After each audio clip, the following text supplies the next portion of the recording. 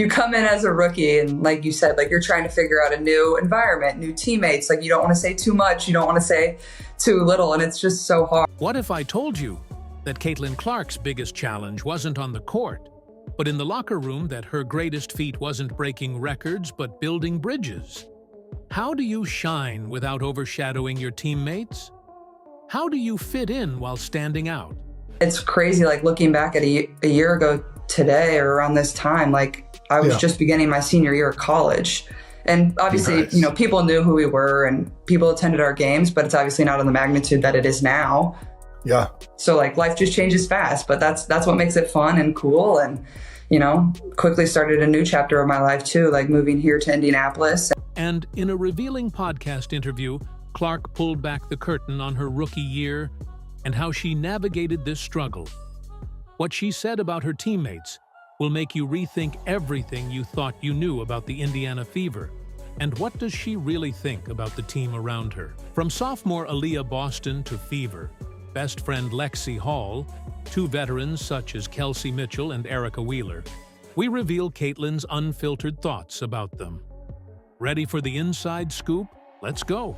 I mean, it was just a crazy year because you go all the way up to the national championship game and then you're playing right away. Yeah. You know, one of my coaches early on in my career said, you know, your rookie year is always so hard because you're in a new city, you're in a new place, you're with a new team, new coaches. There's so much that's not part of the routine that you're so used to. And you had that as like magnified. This Caitlyn Clark, the college superstar, steps onto the WNBA court for the first time. All eyes are on her expectations sky high. But Clark's biggest challenge isn't her game. It's finding her place on the team. On the New Heights podcast, Clark opened up about her rookie fears. She said, but like in my scenario, and obviously you guys too, like you're already highly thought of, like people are turning to you to like be something or be someone.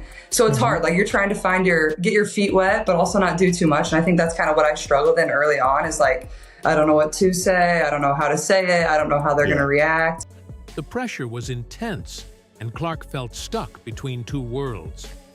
She talked about feeling lost in the locker room. Should she take charge or fall in line? It was a mental struggle made even tougher by her fame. But in all the chaos, Clark found something good. The fast-paced WNBA life kept her focused. She said, but I think it was good a little bit too. Like you don't have time to overthink things. Like it's just like boom, boom, boom, boom. Yeah, like you're just on to the next. But at the same time, like you don't like, I feel like I never really ended the chapter of college. Like it was just like you been left, but maybe that's good. You don't have a lot of time to think about it. So I think that's definitely the weirdest part of, you know, women's professional basketball and obviously college basketball too, is just that change, but that's kind of how it has to be too. So it's just different. 4 teammates became her rock during this wild transition. For not knowing, you nailed it. But also, like, I had a lot of really good vets around me, too. So I feel very grateful for that. And we had a fairly young team, too. So, like, people had been through it fairly recently, so they knew how I felt. But, like, I feel like that definitely is a huge challenge. And that goes for whatever professional sport. Like, you're trying to learn, but also people are looking at you like, you got to perform and, like, be what they drafted you to be. And that can be tough. In one honest moment, Clark admitted, I feel like I never really ended the chapter of college. It was just like you've been left. But maybe that's good. You don't have a lot of time to think about it. This showed just how sudden and tough the jump to the pros can be, even for a star like Clark. You mentioned the vets, and I think, you know, for me at least, there was a lot. Some vets were incredible. Some of the vets, obviously, you're competing for jobs, so there's a little bit there. But you lean so much as a young player on your vets, and you lean so much from like even just like in Philly. There's so many great players that played for the Eagles. That like Harold Carmichael, who was a legendary Philadelphia Eagle, was like always around and willing to lend advice or anything. Did you have many former players or current players like reach out to you that really helped you in transitioning into the WNBA? Let's talk about Clark's on-court partners in crime, Alicia Boston, Kelsey Mitchell, and Lexi Hall. These aren't just names on a roster.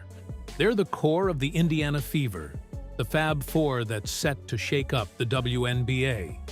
Now, You might think it was all smooth sailing from the start. But here's where it gets interesting.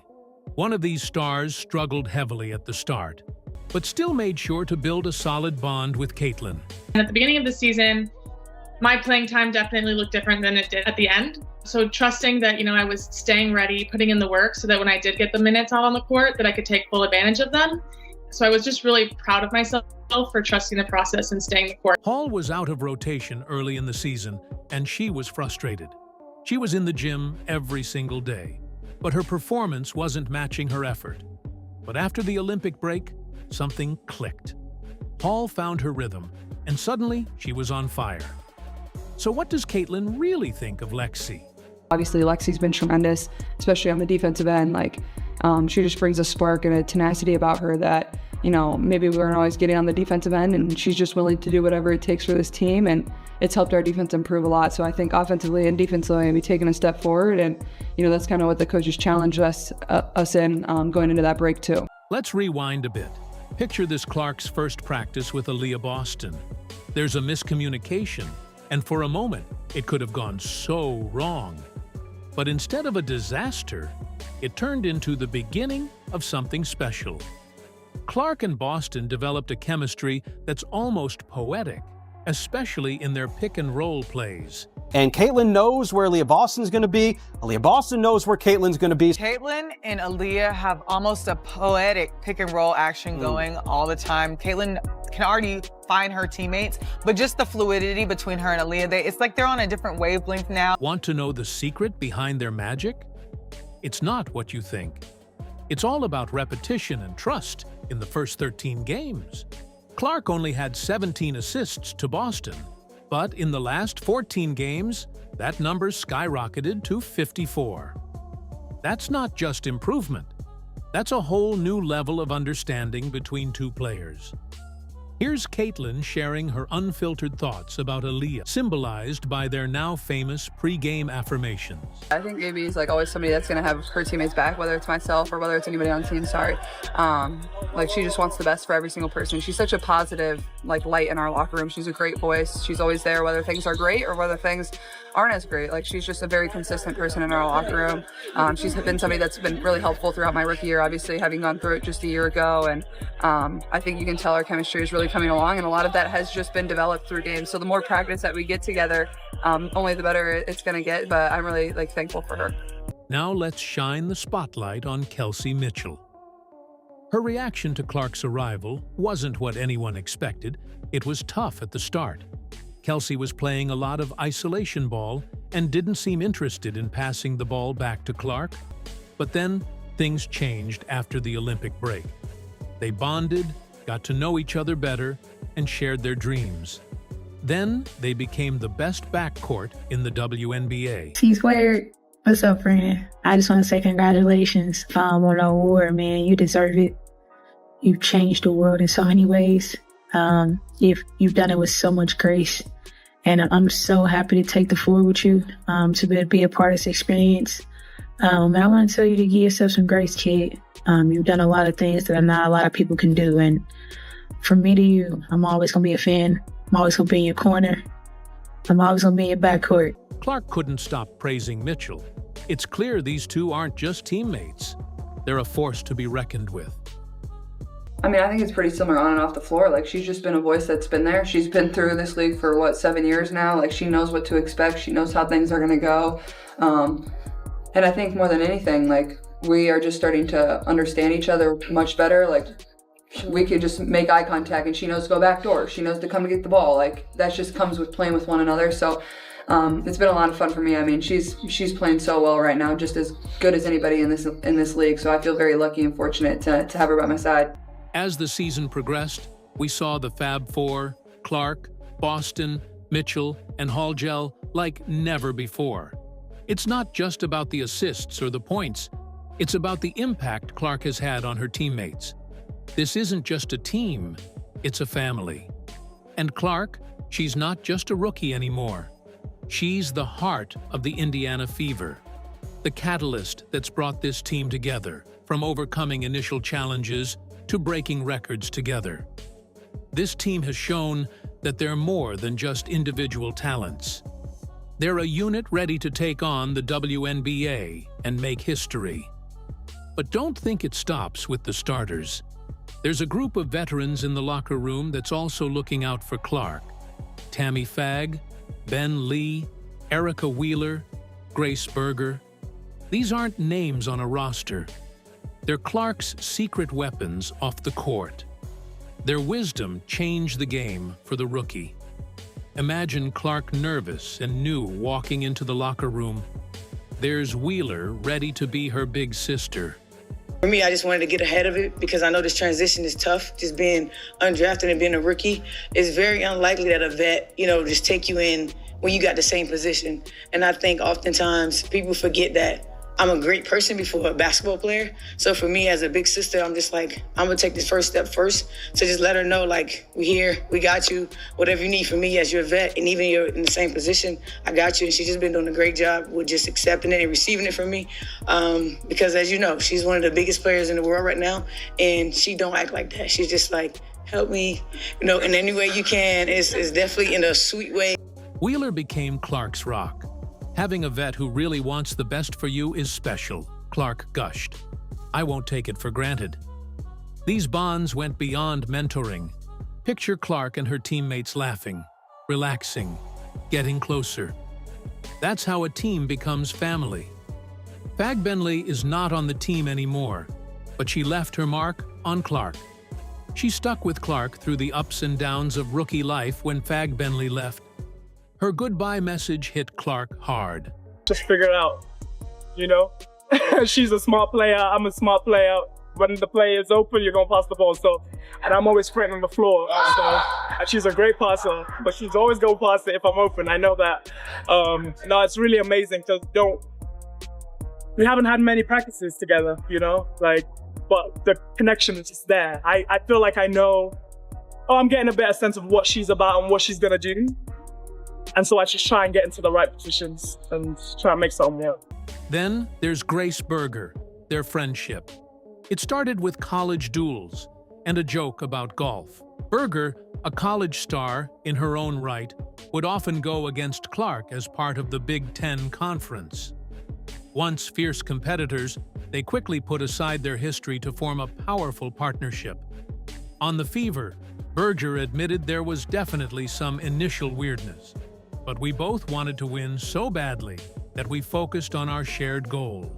I believe Grace was a state champion in high school for golf. Have you played with her? Grace was? Yeah. What? Have you played with anyone? Yeah, I think Grace! so. You're a state champion golfer? Why did you hide that from me? She was on the team. They didn't play her, apparently. Have you played with anyone on this team yet? Honestly, I have not. In the end, Clark's rookie year wasn't just about breaking records, it was about making friends. The advice, support, and laughs shaped her first year in ways she didn't expect. Looking back, it's these bonds with her veteran teammates that Clark will remember most. So what's behind Caitlyn Clark's mindset? She's here to score break records and build something special with her team. In a recent interview, Clark shared something revealing. "Relationships drive my most cherished memories," she said. It's all about the people, the team, the family she's creating on and off the court. I think the thing about leadership is how you approach every single person is going to be completely different. And I think the thing that's helped me be successful throughout my career has been the relationships that I've been able to build with people. And every single person you have to approach differently because they come from a different background, they come from a different place. Somebody can be a little more tenderhearted, and for me, I probably want to be screamed at. It's just everybody's a little bit different. So I think that's what's unique about leadership and being able to understand people, but that takes time, and building relationships is really important. Clark has a fresh take on team dynamics. She wants to boost her teammates, helping them score more and believe in themselves. That's what real leaders do. Clark sees big things for the Fever. She believes they can be champions. "We just need to keep building trust and working together," she says. For her second year, Clark can't wait for a full training camp. She plans to use that time to connect with her teammates and learn how they play. She's clearly hungry for more. I think I'm very real with myself too. I know when I maybe haven't done my best in something, and going to be the first person to look in the mirror and know what I need to get better at. And so I think those two things, that's what, helps me be the best is, I can be very honest and real with myself. And I think at times that's what, definitely the younger generation struggles with is they always want to point fingers, but, you always got to look at yourself first and see how you can improve. So, I think it's that. I just want to be better than everybody else. Clark's time with the Fever is about creating something that lasts. Her rookie year was just the start. Next season, expect Clark to step up her leadership game, making waves both on and off the court. Caitlyn Clark's rookie season with the Indiana Fever was just the beginning. As we look to year 2, the Fever are aiming high. I mean, it's not even something you're really ever aware of, breaking records or, it's just something that comes with playing the game the right way. I feel like is, I just come out here and try to, play basketball in a way that people love watching, in a way that is going to make my team successful, and the records and whatever, or the stats, that's just what comes with. Stephanie White isn't mincing words. Our ultimate goal is to hang another banner in the field house, she declared. The Fever aren't just talking. They're building a team to make it happen. The Indiana Fever means business this season. They're not settling for good. They want great with their eyes on a WNBA title. Every game could be a step towards history. You won't want to miss what's coming. This team is on a mission, and they're ready to make some noise. Are you excited? Let us know in the comments. Subscribe and turn on all notifications so you never miss out. Click the video on the screen, and we will see you in the next one.